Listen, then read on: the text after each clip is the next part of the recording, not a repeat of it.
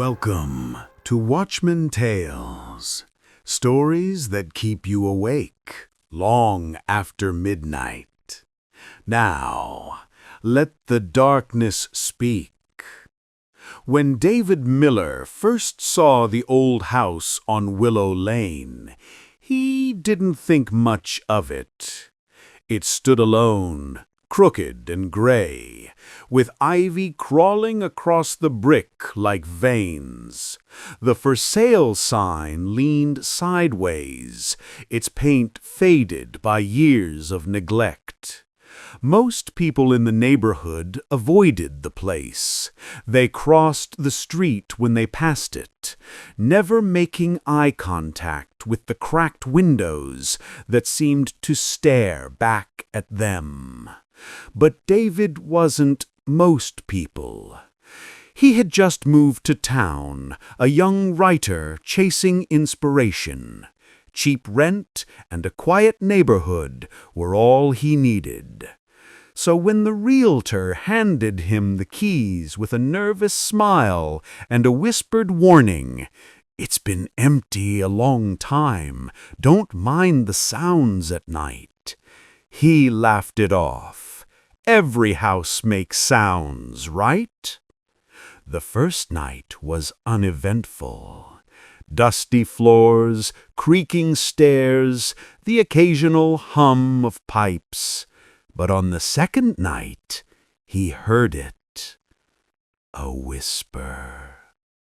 It was faint, almost like the wind sneaking through the cracks. He dismissed it and went back to typing on his laptop.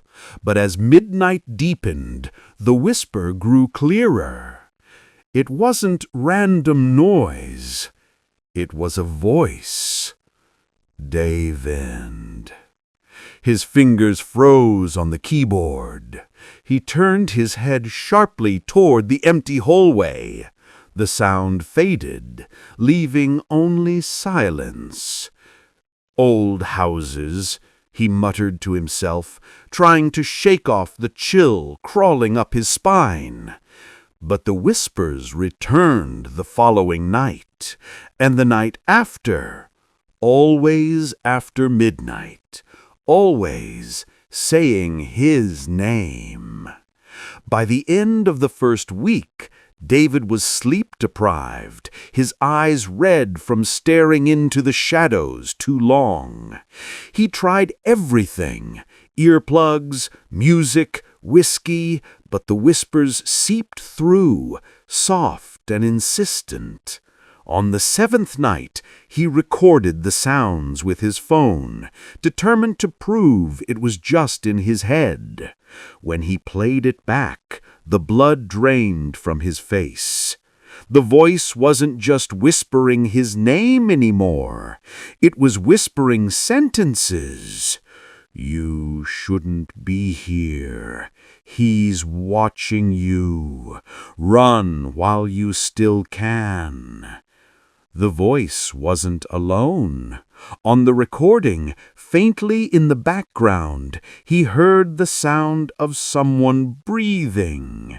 Terrified, David called the realtor the next morning.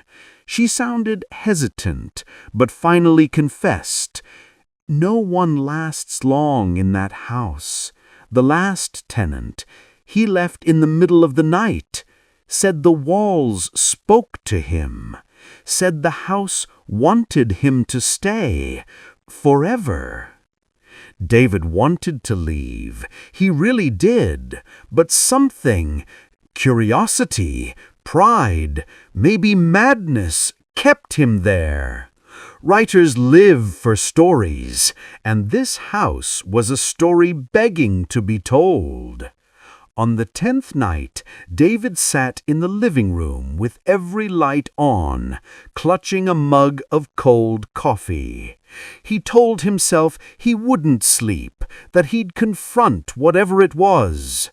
Midnight came, and right on cue, the whispers began. But this time, they didn't come from the walls. They came from the stairs.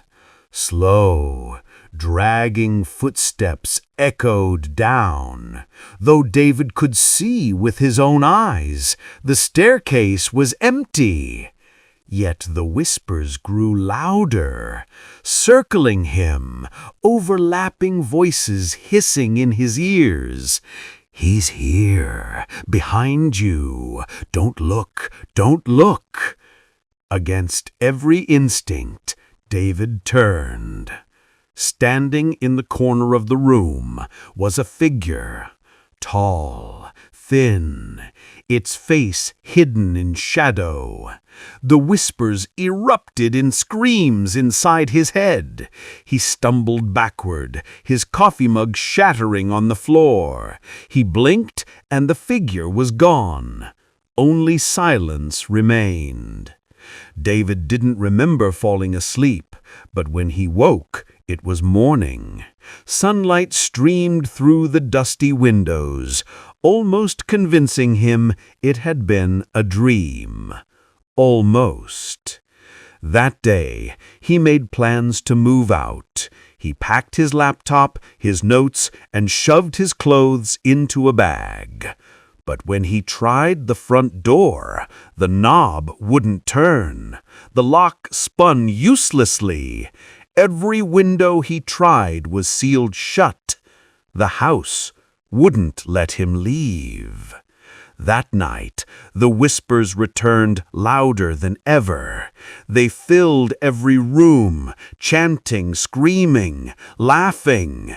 David pressed his hands to his ears, tears streaming down his face. "Stop! Please, stop!" And then, at all once, silence. David opened his eyes, trembling. In the silence, a single voice spoke from behind him. A man's voice, deep, calm. "You're part of the house now." Cold fingers brushed the back of his neck. David screamed. The next morning, the realtor received a call from a neighbor complaining about noise.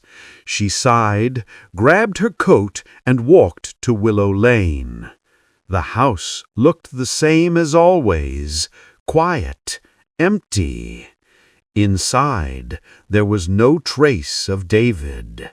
No clothes, no notes, no laptop. The only thing left was his phone on the floor, the recording still running. She pressed play. A chorus of voices filled the room, whispering, crying, screaming. And then, at the very end, one voice rose above the rest. It was David's. "Don't buy this house. Please, don't buy this house." The realtor dropped the phone in terror as the walls themselves began to whisper. And from upstairs, faint but clear, came the sound of someone typing.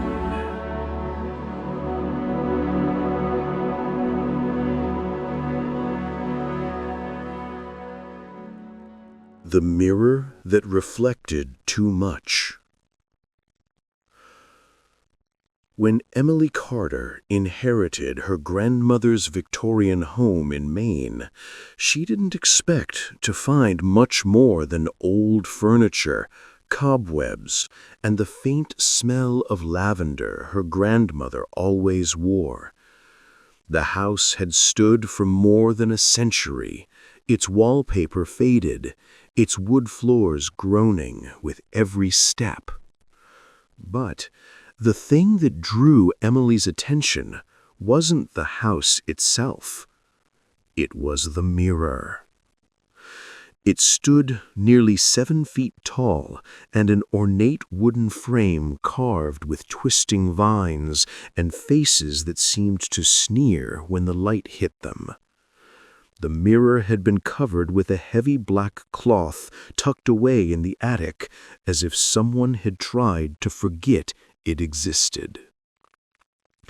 Emily, curious and amused, tugged the cloth away.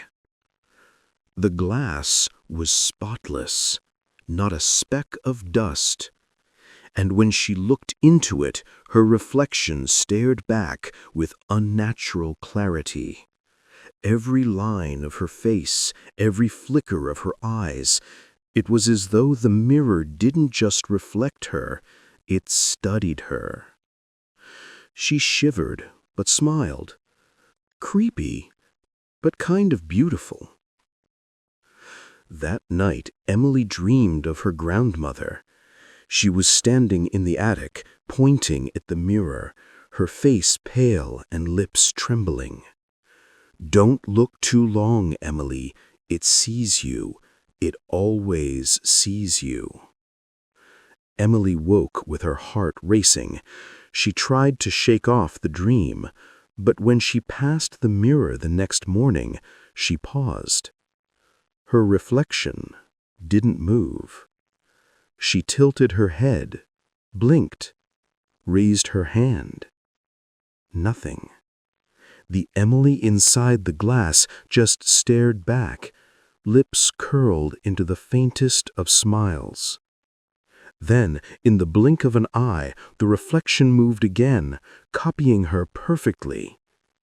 Emily stumbled back, breath caught in her throat. Old glass. It's just old glass. Days turned into weeks, and Emily couldn't resist the pull of the mirror. She found herself standing before it for minutes, then hours, unable to look away. Sometimes her reflection whispered, though she couldn't hear the words. Sometimes it seemed taller, darker, almost like someone else entirely. Her friends noticed her pale complexion, the way she avoided calls and skipped outings. She barely ate, barely slept. All she wanted was to stare into the glass. One night, thunder rolled across the sky. The storm rattled the windows as Emily sat in the attic, the mirror glowing faintly in the candlelight. She leaned forward, pressing her hand to the cold surface. To her horror, her reflection didn't press back. Instead, it raised its hand and reached outward. The glass rippled like water. A hand, her own, yet not her own, slid through and wrapped around her wrist. Emily screamed, but the grip was ice cold and impossibly strong. "Stop," she cried. Her reflection only smiled wider, its eyes black as the storm outside. With one violent tug, Emily was pulled forward, her face smashed against the glass, and then she was inside. When Emily opened her eyes, she was standing in the attic, but everything was reversed. The candlelight flickered backward. The words on her bookshelves were written in strange, mirrored script, and the mirror stood before her, except now she was on the wrong side. She pounded on the glass. "Help! Somebody help me!" Her reflection, no, the other Emily, stood on the outside, looking in. She tilted her head, mimicking Emily's panic with an eerie grin. Then the other Emily walked away, leaving the real Emily trapped inside the glass. Days passed, weeks. Time had no meaning in the mirror world. Emily screamed until her voice broke, but no one heard. She watched helplessly as the other Emily lived her life, laughing with friends, smiling at neighbors, wearing her clothes. But Emily noticed something. The other Emily wasn't perfect. Sometimes her smile stretched too wide. Sometimes she stared too long. Sometimes, when she thought no one was looking, her eyes turned black as night. Emily realized the truth. The mirror didn't just reflect, it replaced. 1 month later, Emily's friend Sarah stopped by the house. She found Emily sitting at the kitchen table, staring blankly at the wall. "Are you okay?" Sarah asked, frowning. The other Emily turned slowly, her smile stretched from ear to ear. "I'm perfect," she whispered. Sarah's blood ran cold. Behind her friend's eyes, something was watching. Back in the attic, Emily pressed her forehead to the glass, tears streaking her face. From the other side, she could see Sarah screaming, could see the other Emily lunging forward with unnatural speed. Her fists pounded the glass, desperate, hopeless. And then she heard it. Dozens of voices all around her, whispering from within the mirror. She turned, and in the darkness she saw them. Faces, dozens of them, men, women, children, all trapped in the mirror's endless prison, their hands pressed to the glass, their mouths open in silent screams. She wasn't the first. She wouldn't be the last. The mirror reflected too much because it held them all. Weeks later, the house was put on the market again. The mirror was covered carefully with a black cloth tucked away in the attic like it always had been. And when the next buyer came, the realtor smiled politely, though her hands trembled as she handed over the keys. "It's a lovely house," she said softly. "Just don't spend too much time in the attic." Far above, behind the black cloth, dozens of voices whispered in unison, and if one listened closely enough, among them was Emily's. "Don't look too long. Don't look."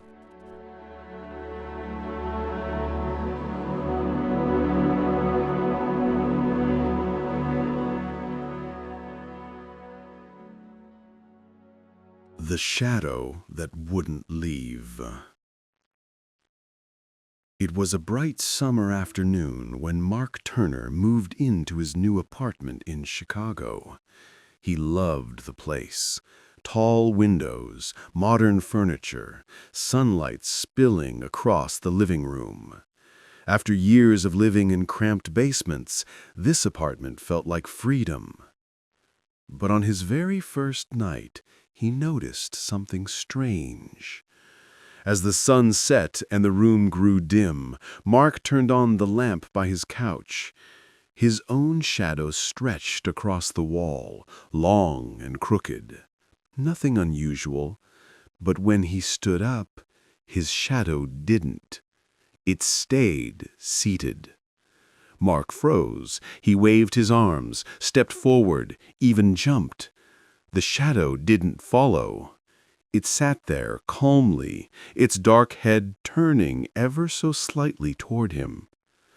He laughed nervously, rubbing his eyes. "I need more sleep." When he looked back, the shadow was normal again, copying his every move. He told himself it was a trick of the light. The next night, it happened again. This time, when Mark poured himself a glass of water, his shadow stayed at the sink long after he walked away. It raised its hand to its mouth, mimicking a sip, though Mark's glass was already empty. The hairs on his neck bristled. By the third night, he couldn't deny it. His shadow wasn't his anymore. Mark confided in his best friend Jason over the phone. "You've been working too much, man. Lack of sleep messes with your head. Go outside, meet someone. Shadows don't just misbehave." Mark chuckled weakly, though his eyes stayed fixed on the floor where his shadow lingered unnaturally, its edges darker than the surrounding night. That evening, he set up his phone on the counter to record himself walking around the apartment. He wanted proof. The footage made his blood run cold. The video showed him moving normally, but the shadow didn't. It lagged behind, twisted its head, and at one point stood right behind him, its hand hovering inches from his back. Mark slammed the laptop shut, trembling. Days blurred together. Mark avoided mirrors, avoided looking down. But the shadow grew bolder. It walked when he slept, looming tall against the wall. He heard faint footsteps echoing when the apartment was still. Once, in the middle of the night, he woke to see his shadow standing at the foot of his bed, while his body lay frozen with fear. "Leave me alone," he whispered. The shadow tilted its head, and then, slowly, it smiled. Desperate, Mark searched online, shadows that move independently, shadow people, curses. Forums were filled with stories of dark figures, sleep paralysis, hallucinations. But one post caught his eye. "If your shadow no longer belongs to you, it means something else is wearing it. And if it wears it long enough, it won't give it back." Mark's chest tightened. His skin felt too tight. His own shadow was trying to replace him. That night, Mark stayed awake with every light on. The TV blared, music played, but still he saw it. Out of the corner of his eye, his shadow stretched along the wall, standing when he sat, moving when he didn't. At exactly 3:03 a.m., the power went out. Darkness swallowed the apartment. Mark scrambled for his phone flashlight, but before he could turn it on, he felt it. Something cold and heavy pressed against his back. He spun around, heart hammering, but the room was empty. Only not empty. On the wall, his shadow loomed taller, broader, its fingers unnaturally long. It stepped forward, separating from his body completely. Mark screamed, stumbling backward, but the shadow advanced. It lunged, wrapping around him like smoke, forcing itself into his skin. His body convulsed as his vision blurred. And then, silence. The next morning, Jason stopped by to check on him. He found Mark sitting calmly at the kitchen table, sipping coffee. "You look different," Jason muttered. Mark smiled. "I feel better. I finally got some rest." But when Jason glanced down, his stomach turned. Mark's shadow didn't match. While Mark sat perfectly still, the shadow tilted its head toward Jason and smiled. Weeks later, neighbors noticed a change in Mark. He was colder, quieter. His movements felt slightly off, like someone imitating a person, but not getting it quite right.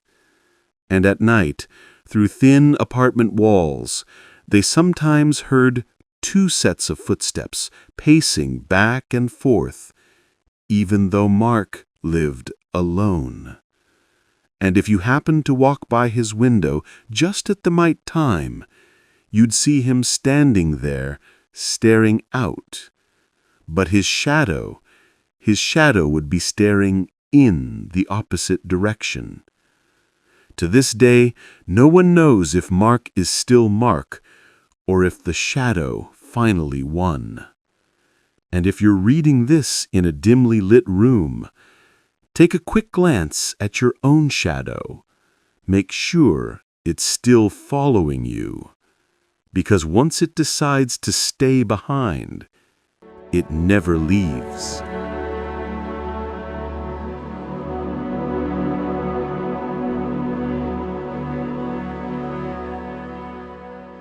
Voices in the Attic. When Laura Bennett and her husband Michael bought the old farmhouse in Vermont, they thought they had found their dream home. It sat on 10 acres of green fields, with a wraparound porch and tall oak trees that whispered in the wind. The house was big enough for their 2 kids with room to spare. But there was one space Laura never liked: the attic. It stretched the entire length of the house, dark and dusty, filled with cobwebs and broken furniture left behind by previous owners. The realtor had joked about it. Every farmhouse has a spooky attic. But Laura didn't laugh. The air up there felt heavy, like the house itself was holding its breath. The first few nights were peaceful. The kids played in the yard, Michael fixed the squeaky stairs, and Laura decorated the kitchen. But on the 4th night, as Laura lay in bed, she heard it. A faint voice. It was coming from directly above her, from the attic. She froze, listening. The voice was low, almost like a whisper carried through old wood. "Help me." She shook Michael awake. "Do you hear that?" He groaned, half asleep. "It's an old house, Laura. Pipes, wind. Go back to sleep." But she couldn't. The whisper had been too clear. The next morning she climbed into the attic, flashlight in hand. Dust swirled in the beam of light as she searched every corner. Old trunks, cracked dolls, yellowed newspapers, but no one. She tried to laugh it off. Maybe Michael was right. Maybe it was just the wind. But that night, the voices returned, louder. "Laura!" Her stomach dropped. It knew her name. Days turned into weeks, and the voices grew bolder. Sometimes it sounded like a man, sometimes a woman, sometimes a child. They whispered her name, begged for help, sometimes laughed in low, cruel tones. One evening, as she folded laundry, her daughter Mia came downstairs with wide eyes. "Mommy," she whispered, "the man in the attic says he wants to play." Laura nearly dropped the basket. "What man?" Mia pointed upward. "The one who talks when it's dark." That night, Laura demanded answers from Michael. "I think the house is haunted," Laura said. "We need to do something." Michael rubbed his temples. "It's just stories, Laura. You're scaring yourself, and now you're scaring Mia. Let it go." But Laura couldn't. She knew what she had heard, what Mia had heard. So she stayed awake, sitting in the living room with every light on, waiting. At exactly 3 a.m., the voices began again. Not whispers this time, a chorus. Dozens of voices all at once, rising and falling like a chant. Her hands shook as she dialed 911, but when the police arrived, the house was silent. The attic was empty. The officer gave her a pitying look. "Old houses do strange things at night." The next night, Laura placed a recorder in the attic before bed. She listened to the playback the next morning with trembling hands. At first it was silence. Then came the voices. "Get out! Get out! Get out!" Her blood turned to ice. But at the very end of the recording, another sound joined them. The creak of footsteps. And then a child's voice whispering directly into the microphone. "Laura is ours now." Terrified, Laura begged Michael to leave the house. "We can't raise our kids here," she cried. "Please, Michael, something's wrong with this place." But Michael shook his head. "We put everything we have into this house. We can't just walk away because of some voices." That night, Laura couldn't sleep. She lay awake, clutching her children close, staring at the ceiling. And then she heard it, loud, clear and impossible to ignore. The sound of footsteps pacing in the attic. Heavy, slow, deliberate. At 2:47 a.m., the attic door at the end of the hallway creaked open by itself. Laura's breath caught in her throat. She could see it from her bedroom, the door swinging wider, the darkness yawning beyond. And then from the attic came a voice so loud it rattled the walls. "Come up!" Laura screamed, slamming the bedroom door shut and locking it. The kids cried as she held them close, whispering that everything would be okay. But deep down, she knew it wasn't. By morning, Michael was gone. His truck was still in the driveway, his phone still on the nightstand. The police searched the house, the property, the woods. Nothing. The only clue was in the attic. On the dusty floorboards, written in something dark and sticky, were the words, "He's with us now." Laura and her children moved out that very day, leaving everything behind. The farmhouse sits empty still, the attic sealed shut with heavy chains. But neighbors swear that on quiet nights, when the wind is still, you can hear it. A chorus of voices drifting through the fields, some crying, some laughing, and one, deep and broken, calling out over and over again, "Laura, Laura."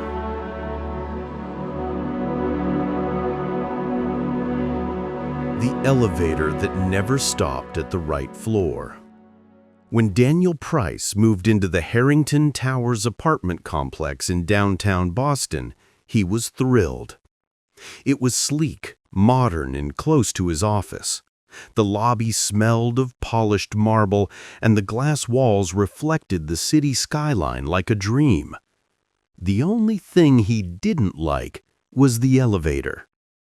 It was an old iron cage design from when the building was first constructed in the 1920s. The management promised renovations, but for now, residents had to live with it. It rattled and groaned with every ride, its brass buttons dulled by decades of use. Still, he shrugged it off. Every old building had quirks. On his second night, after a late shift at work, he pressed the button for the 12th floor where his apartment was. The elevator shuddered upward, creaking past the floors one by one. Then it slowed. It stopped at the 7th floor.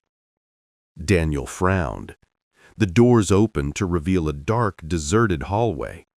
No one was waiting. The lights flickered. "Glitch," he muttered, pressing the button again. The doors closed, the elevator groaned, and stopped again, this time at the 9th floor.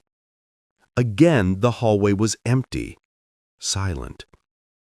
Daniel's chest tightened as he pressed the button harder. The elevator finally crawled to the 12th floor, but when he stepped out, he couldn't shake the feeling that something unseen had been riding with him. Over the next week, the elevator grew stranger. Sometimes, no matter which button he pressed, it would stop at the same floors, 7, 9, 11. Each time the hallways looked darker, emptier, almost abandoned compared to the rest of the building. One night, when the doors opened at the 9th floor, Daniel swore he saw a figure at the far end of the hallway. Tall, thin, unmoving. The moment he blinked, it was gone. His stomach churned. He told himself it was stress, exhaustion, but the next time he wasn't so sure. On Friday, after a late dinner with colleagues, Daniel returned home around midnight. The lobby was empty, the night guard asleep at the desk. He stepped into the elevator, pressed 12, and leaned against the wall. The elevator jerked upward. Stopped. The doors opened at the 7th floor. Daniel sighed, ready to press the button again, but this time, something was different. The hallway wasn't just empty, it was wrong. The wallpaper was peeling, the ceiling sagging with water stains. The light at the end flickered weakly. It didn't look like the same building.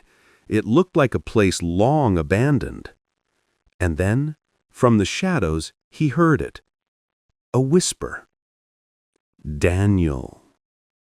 His blood ran cold. He hit the door close button frantically. The elevator obeyed, creaking upward. At the 9th floor, the doors opened again. This time, the hallway was darker.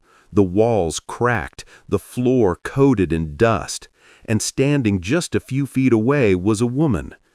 Her face was pale, her eyes hollow, her dress torn and stained. She raised one trembling hand toward him. Daniel's heart slammed against his ribs. He said, "Stop! Stop at 12!" He pounded the button. The doors closed. The elevator rattled higher. At the 11th floor, the doors opened one last time. The hallway beyond was pitch black, and from within the darkness came dozens of footsteps rushing forward. Daniel screamed as he slammed his fists against the panel. The elevator finally lurched to the 12th floor and spat him out. He ran to his apartment, slamming the door shut, gasping for breath. The next morning, he asked the building manager about the elevator. The man's face paled. "Those floors aren't in use anymore. Haven't been for years. They're sealed off. Fire damage in the 70s. No one should be able to get out there." Daniel's mouth drew dry. "Then why does it keep stopping?" The manager didn't answer. That night, Daniel swore he would take the stairs, but when he returned from work, exhausted, his legs aching, he gave in. He pressed the call button. The elevator arrived instantly. The doors slid open as if waiting just for him. Against his better judgment, he stepped inside. This time the buttons were different. There was no 12. The highest number was 11. His pulse spiked. He jabbed the lobby button, but the elevator didn't move. The doors closed, the lights flickered, and slowly, with a groan that shook the walls, the elevator began to descend. Not up, down, far below the lobby. The digital display flickered past B1, B2, B3. Daniel pounded on the doors. "Stop! Let me out!" The elevator sank deeper, into levels that shouldn't exist. Finally, it stopped. The doors opened into darkness. A hallway stretched out before him, lined with doors.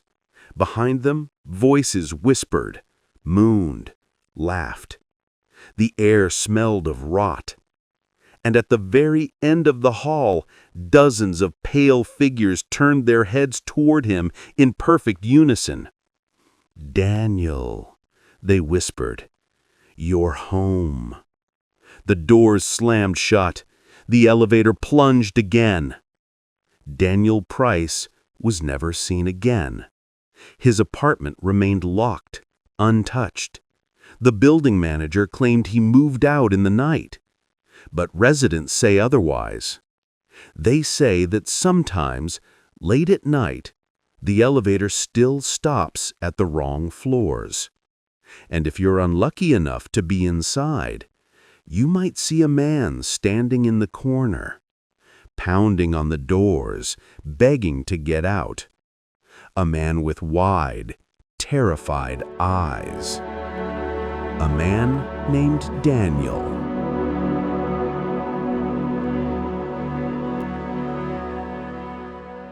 The child at the end of the hallway. When Claire Morgan moved into her new flat in Manchester, she thought it was the fresh start she needed. The building was quiet, tucked away from the city noise, and her apartment sat at the far end of the top-floor corridor. The hallway was long, narrow, and dimly lit, with worn carpet and buzzing fluorescent lights. It wasn't perfect, but the rent was cheap, and Claire didn't mind the quirks. At least, not at first.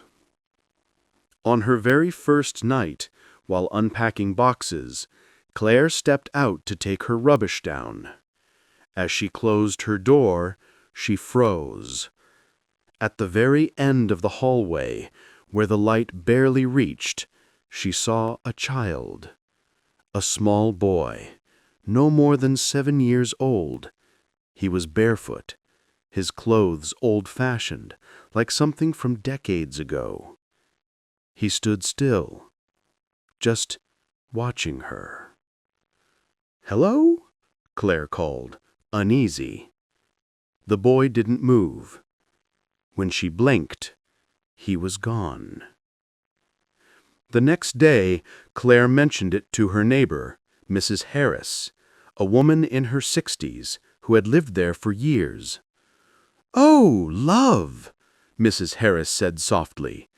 "Best not to bother with what you think you see down that hall. The building's got history." "What do you mean?" Claire asked. But Mrs. Harris just shook her head. "You'll figure it out."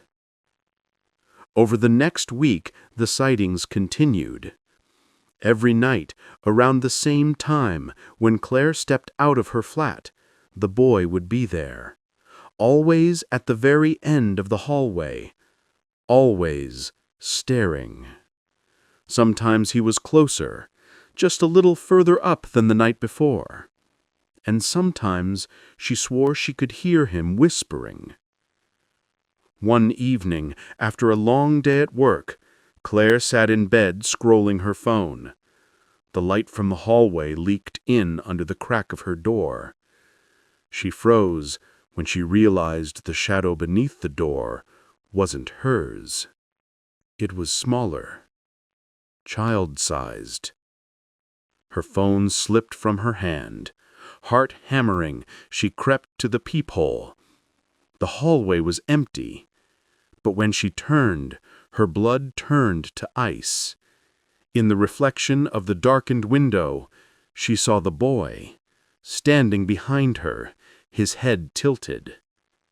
When she spun around, the room was empty.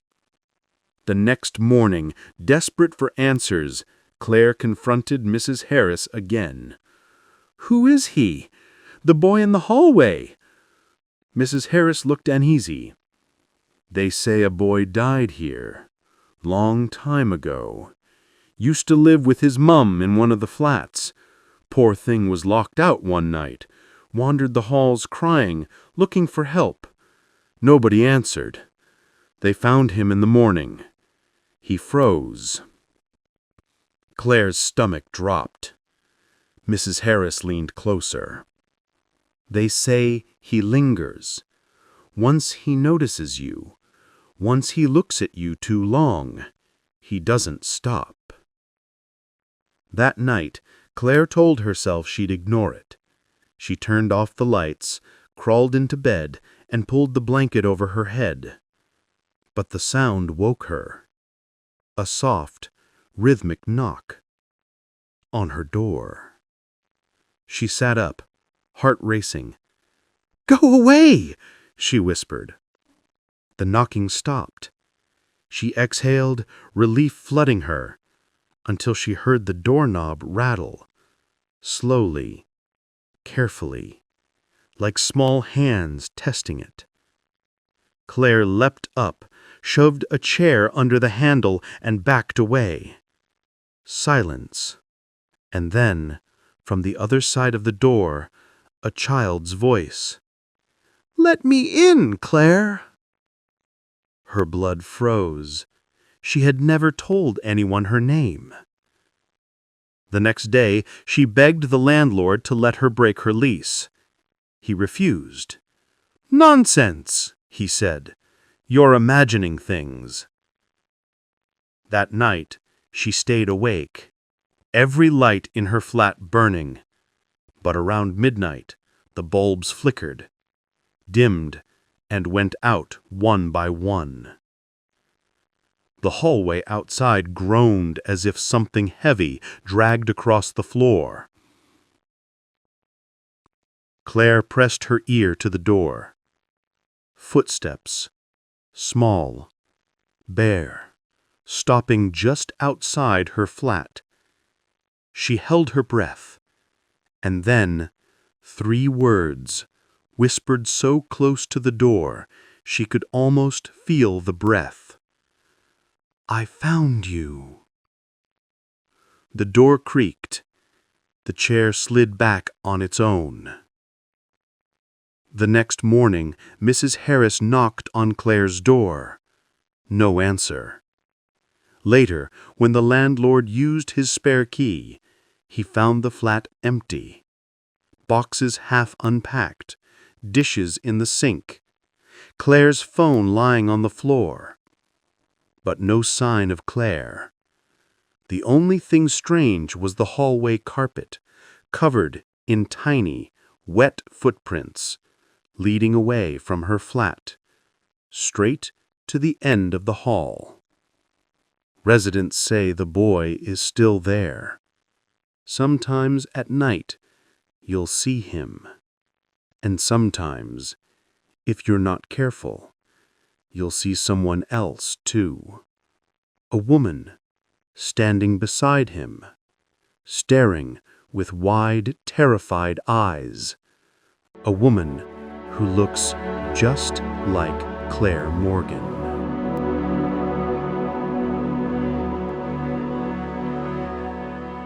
When Ethan Turner moved to the small town of Ashwood, Vermont, he was looking for peace. After years in Boston, he wanted quiet mornings, fresh air, and the comfort of nature. His cottage sat on the edge of Blackwood Forest, a vast, dense stretch of trees the locals rarely entered. They warned him. "The forest whispers at night," said the woman at the general store. "Best keep your windows closed." Ethan laughed it off. "Trees don't whisper. Wind does." But he would soon learn the difference. On his first night, Ethan sat on the porch, a mug of tea in his hand. The forest loomed dark and endless, cicadas humming in the distance. Then he heard it, a low murmur, too soft to be words, but too deliberate to be the wind, like dozens of voices speaking at once just beyond the tree line. He leaned forward, frowning. The sound stopped. The next day, curious, he asked his neighbor Tom about it. Tom's face darkened. "You heard them, didn't you?" "Heard what?" asked Ethan, uneasy. "The voices. Don't listen to them. If you do, they'll follow you home." Ethan chuckled nervously, but Tom didn't laugh. That night, Ethan lay in bed with the window cracked open. The whispers returned. This time, they were clearer. "Ethan." His stomach clenched. He sat up, listening harder. "Come closer." His hand shook as he slammed the window shut, but when he turned toward the darkened corner of the room, he swore he saw movement, shadows twisting like branches. The following evening, Ethan decided to prove it was all in his head. He grabbed a flashlight and walked into the forest. The deeper he went, the colder it grew. The trees seemed to lean inward, swallowing the path, and the whispers grew louder. "Over here. Don't stop. He's ours now." Ethan's breath quickened.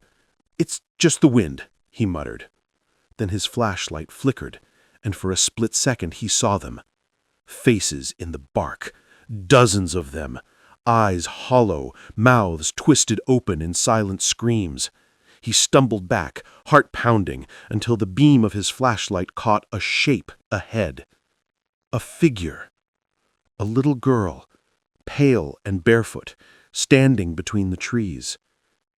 "Help me," she whispered.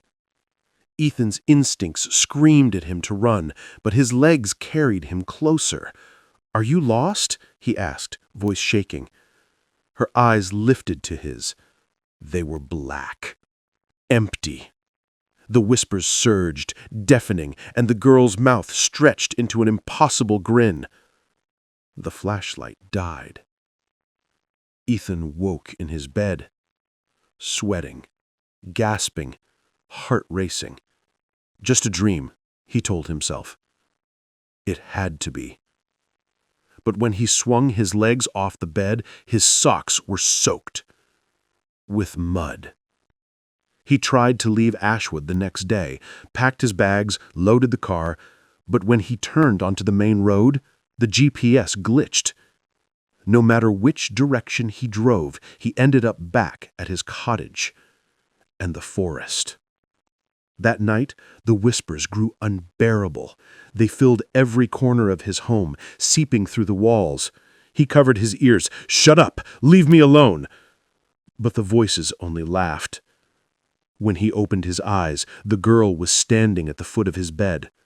Her black eyes glistened in the dark. "Come with me," she whispered. "They're waiting." The next morning, Tom knocked on Ethan's door. No answer. He pushed it open and found the cottage empty. The bed was unmade, the kettle still warm. Ethan's car sat in the driveway, keys on the table. The only sign of him was a trail of muddy footprints, leading straight into the forest. Locals say Ethan never left Ashwood. On quiet nights, if you stand at the edge of Blackwood Forest, you can still hear him, his voice mixed with the others, whispering, calling out for help. And if you listen too long, the voices will notice you too. And once they do, they never let go.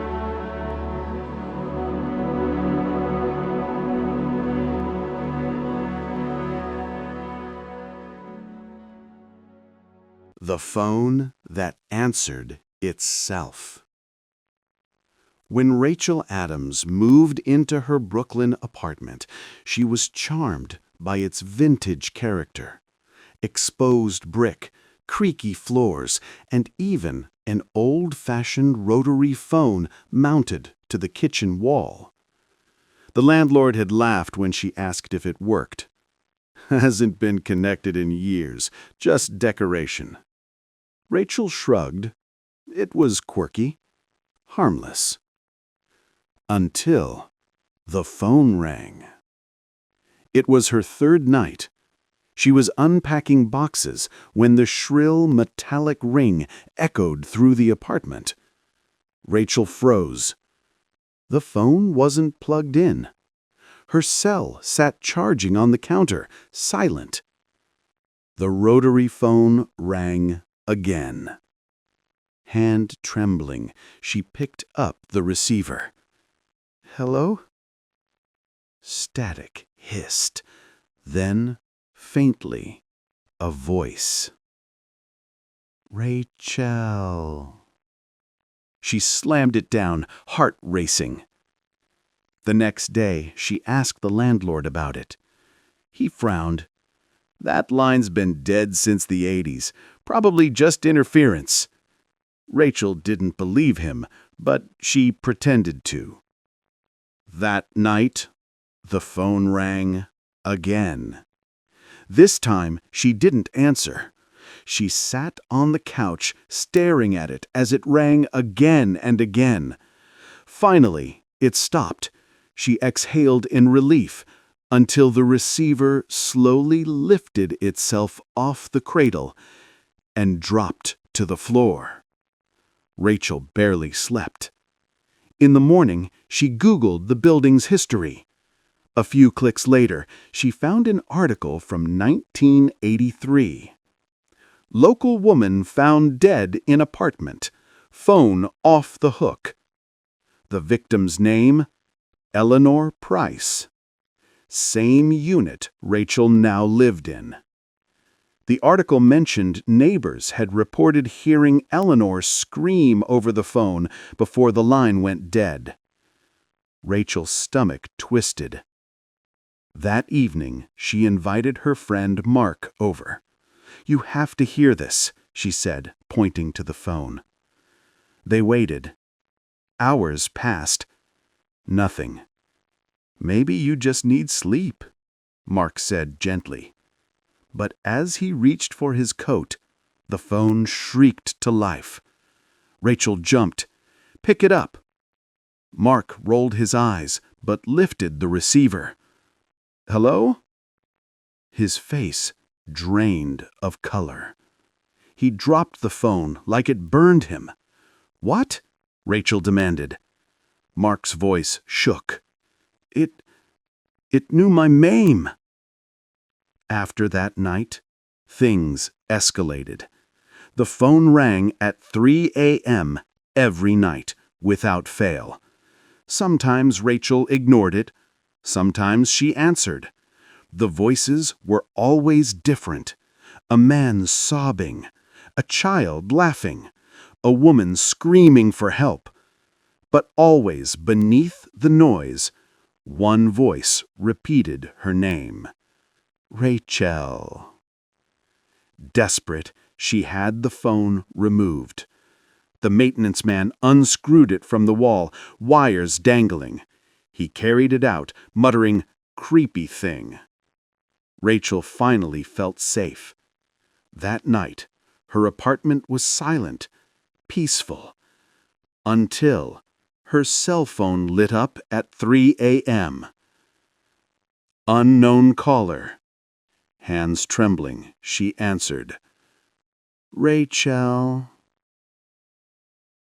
She threw the phone across the room, but it didn't stop. Every electronic in her apartment lit up, her laptop, her tablet, even her smart TV, flickering with static, each one whispering her name. By dawn, she couldn't take it anymore. She packed a bag, ready to leave forever. As she reached the door, her cell phone rang again. She almost ignored it, but then she noticed the caller ID. Eleanor Price. Her blood turned to ice. Against every instinct, she answered. A woman's voice filled her ear, broken, terrified. "He's in the building. Don't let him find you. Please, don't." The call ended with a scream, and then knocking at her door. 3 slow, deliberate knocks. Neighbors say Rachel Adams vanished that night. Her apartment sat empty for weeks, belongings untouched. When the landlord finally entered, he found her phone lying on the floor, the screen cracked, the last call still logged. Received 3 a.m. Caller Eleanor Price. To this day, tenants of that apartment report the same thing. No matter how many times the phone is removed, it always comes back, mounted on the wall. And sometimes, late at night, it rings. And if you're foolish enough to answer, you'll hear a voice. Sometimes a stranger. Sometimes someone you love. And sometimes your own.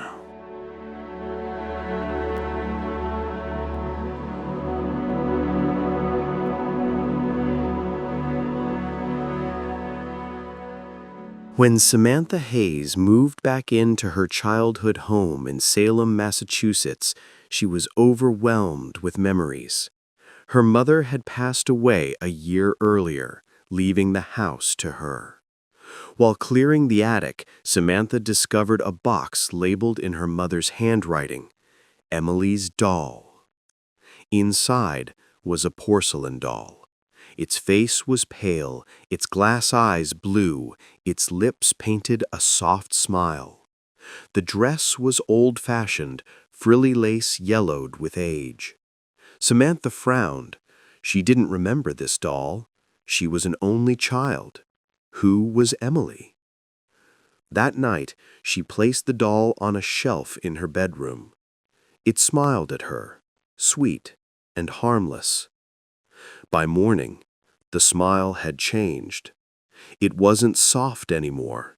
It was wider, too wide. Samantha froze, staring.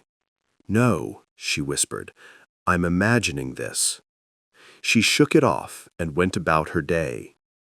But when she returned that evening, the doll's expression had shifted again. Its lips curled down into a subtle frown. Disturbed, Samantha called her best friend, Lily.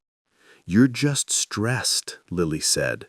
"Porcelain dolls are creepy, sure, but they don't move." Samantha agreed until she glanced at the shelf. The doll was no longer sitting. It was standing, closer to the edge, facing her. She dropped the phone, heart hammering. That night, she locked the doll in the attic. But at 3 a.m., she woke to soft, deliberate footsteps across the wooden floor of her bedroom. Her breath caught. She turned her head slowly. The doll stood at the foot of her bed. Its smile was back, but this time, the porcelain teeth were sharper. The next morning, Samantha carried the doll outside and threw it in the trash bin. She felt relief for the first time in days. But that night, as she prepared for bed, she found the doll sitting on her dresser. Its painted eyes stared straight at her. Its mouth was open in a silent scream. Desperate, Samantha returned to the attic and searched the box it came in. At the bottom, she found a folded newspaper clipping. "Local girl Emily Hayes dies at age 7, tragic fall downstairs." Samantha's blood ran cold. Emily Hayes, her sister. Her mother had never told her. The article mentioned Emily was carrying her favorite doll when she died. The doll. That night, Samantha dreamed of a little girl in a white dress standing at the top of the stairs. Her face blurred, her voice faint. "Why did you forget me, Sammy?" Samantha woke with tears on her cheeks. The doll sat inches from her pillow, its expression twisted in rage. She called Lily again, voice shaking. "It's not just a doll. It belonged to my sister. I think she's still here." Lily came over with sage, candles, all the cleansing rituals she'd seen online. They burned incense, whispered prayers, demanded the spirit leave. For a moment, the air grew still. Then, a child's laughter echoed through the house. The doll's face cracked down the middle. Its smile split wider, revealing jagged porcelain teeth beneath. The lights flickered, and the attic door slammed shut on its own. Lily ran. She refused to return. Samantha, trembling, picked up the doll and shouted, "What do you want from me?" The doll's head tilted. Its painted eyes glistened as if wet. A voice, high, childish, and hollow, whispered, "To be remembered."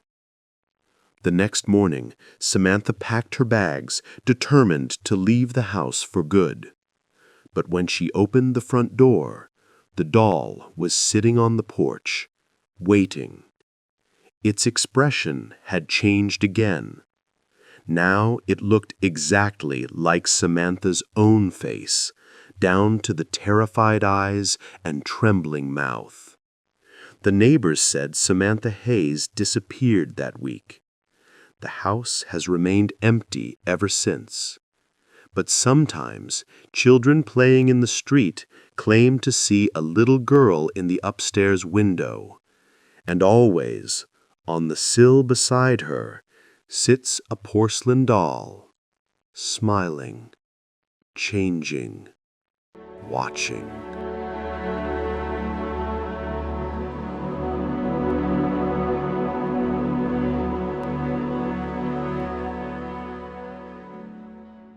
When Evelyn Parker inherited her late uncle's house in Vermont, she expected nothing more than dust, creaky floors, and a few memories of a man she barely knew. The two-story farmhouse was ordinary in every way, except for one detail. In the basement, tucked away behind the furnace, was a door. A green door. The paint was faded, chipped, almost mossy in appearance, but it stood out against the bare stone walls. What unsettled Evelyn most wasn't the door itself, but the heavy chain and padlock securing it shut. She asked the realtor about it. "Oh, that?" he said dismissively. "Your uncle always said it was just storage. He didn't like anyone going down there. Basement's got mold anyway. You might want to keep it shut."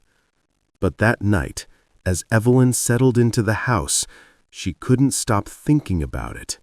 Why would anyone chain shut a simple storage room? The first few days passed uneventfully. Evelyn cleaned, unpacked, and tried to make the old place livable. But every night around 3 a.m., she heard noises.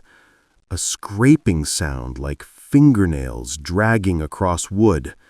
And then a knock. 3 slow, deliberate knocks from the basement.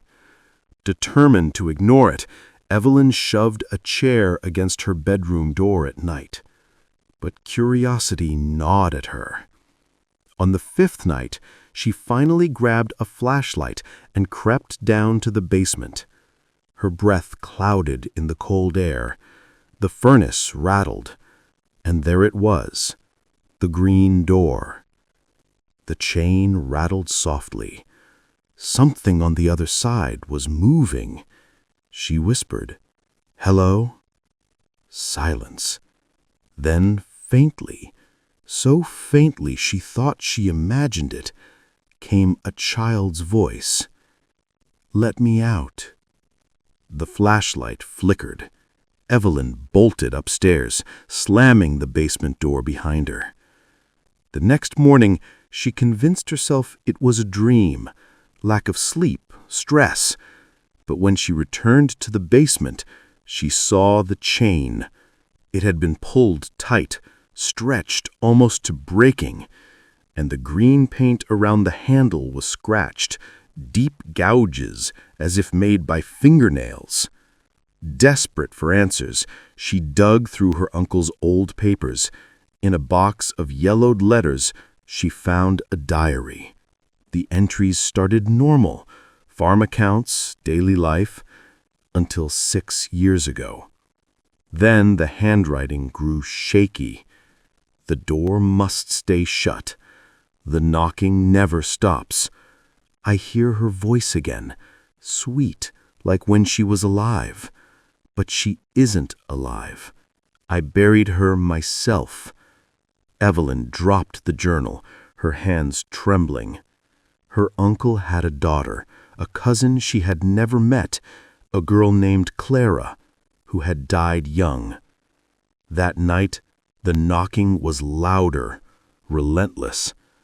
Evelyn covered her ears with a pillow, but the sound vibrated through the floorboards. And then the child's voice again, echoing up the stairwell. "It's so dark in here. Please, let me out." By morning, Evelyn was unraveling. She called her friend Marcus, a contractor, to come over. "There's a locked door in the basement. I need it opened." Marcus laughed, probably just junk behind it. With a crowbar and bolt cutters, he snapped the rusted chain. The lock fell to the ground with a hollow clang. Evelyn's chest tightened. The green door creaked open. Behind it was a narrow, dirt-walled corridor leading deeper underground. The air smelled of damp soil and something foul, like rotting flesh. "Hell no," Marcus muttered. "I'm not going down there." But Evelyn, gripped by a force she couldn't explain, stepped forward. Her flashlight beam cut through the dark. The tunnel twisted until it opened into a small chamber. On the floor was a wooden toy horse, a child's shoe, and against the far wall sat a little girl. Her dress was white but filthy, her hair tangled, her skin grayish pale. She lifted her head slowly. Her eyes glowed faintly in the dark. "You opened the door." Evelyn stumbled back. "Clara?" The girl smiled, but her mouth stretched too wide, teeth too sharp. "I've been waiting for you." Her voice wasn't just one voice. It was layered, dozens of whispers at once.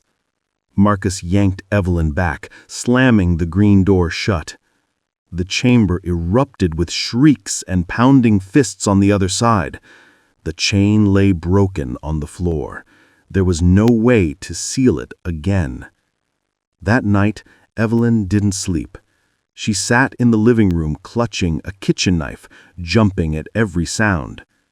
At 3 a.m., the green door banged open. Footsteps creaked up the basement stairs. Marcus had left hours ago. Evelyn was alone. A soft giggle echoed through the hall. "I'm out now." The next morning, the house was empty.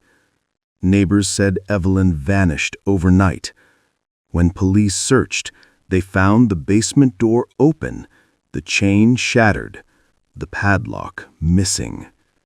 And painted in thick, wet green letters across the living room wall were 3 words: "Thank you, cousin." So, did this story send chills down your spine?